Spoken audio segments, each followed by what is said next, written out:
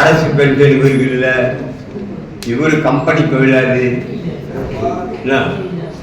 அதனால அவருக்கும் எனக்கும் எந்த சம்பந்தமும் இல்லை.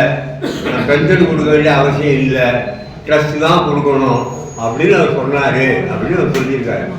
இப்படி சொன்னது அவர் எதுக்காக சொன்னார்? அரசு இல்லாதையே பெண்கள்லாம் கிடைக்கணும்ன்றதுக்காக சொன்னார். பென்ஷனையே இல்லாமல் ஆக்கணும் போக்குவரத்துக்கு. அறவே நீ பென்ஷன் இல்லாத ஒரு காலத்தில் இருந்துதான் பெண்களுக்கான காலத்துக்கு நம்ம வந்தோம். போக்குவரத்து துறை ஆரம்பித்த உடனே எல்லாருக்கெல்லாம் பென்ஷன் கிடையாது. கம்பெனி ஆரம்பித்த உடனே எல்லாருக்கெல்லாம் பென்ஷன் கிடையாது. 72 பென்ஷன் வாங்காத எத்தனையோ பேர் ரிட்டையர்ட் ஆகி போயிட்டான். அவனெல்லாம் பென்ஷனை பார்க்கல.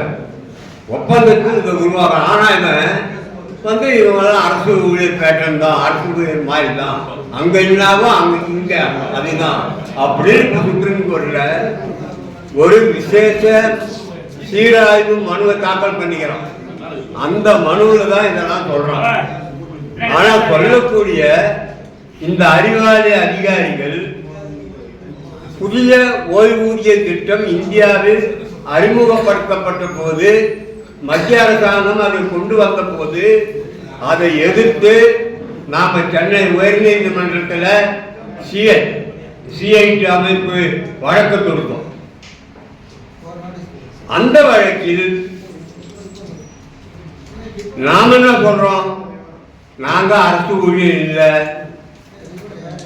நாங்க கம்பெனி சட்டத்தில் பதிவு செஞ்சு அதை வேலை செய்கிற தொழிலாளி, அரசுக்கும் எங்களுக்கும் சம்பந்தம் இல்லை, ஒப்பந்தத்தின் அடிப்படையில் எங்களுக்கு பென்ஷன் வந்தது, இந்த அடிப்படையில் எங்களுக்கு அரசு பேட்டர்ன் தான் அப்படின்றத நாங்கள் ஏற்றுக்க முடியாது.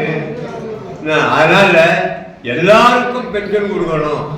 1/4/2003 அப்பாயின்மெண்ட் அவருக்கு நிற்கக்கூடாது, அனைவருக்கும் பென்ஷன் என்று நம்ம வழக்கு போட்டுக்கிறோம். அந்த வழக்கில் அதிகாரிகள் என்ன அபிடவிட் போட்டுக்கிறாங்கன்னா, இல்லை இல்லை இவங்க அரசு ஊழியர் பேட்டர்ன் தான், இல்லை இல்லை இவங்க அரசு ஊழியர் போலதான் இவங்க பென்ஷனு.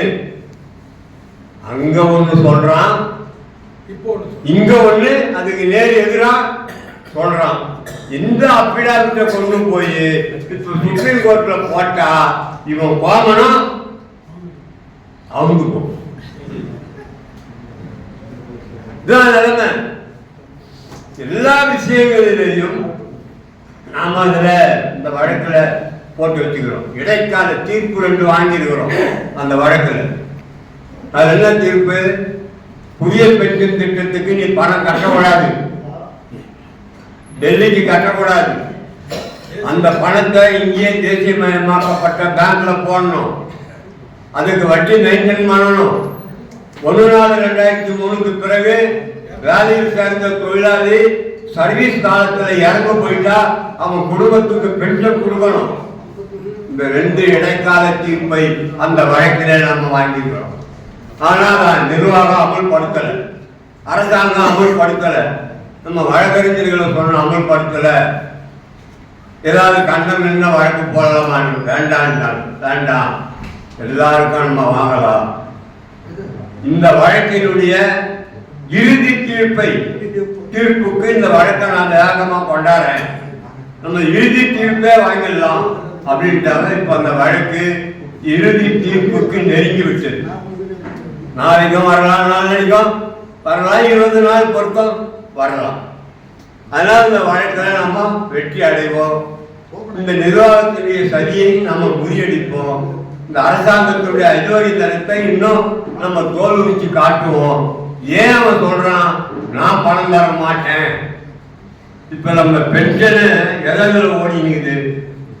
ஸ்டூடெண்ட் கன்செஷன் பணத்துல, டீசல் கன்செஷன் பணத்துல, இந்த 2 பணம் இதெல்லாம் சேர்ந்துதான் இப்ப நம்ம பென்ஷன் ஓடி. இந்த 2 பணமும் அரசாங்க பணம்.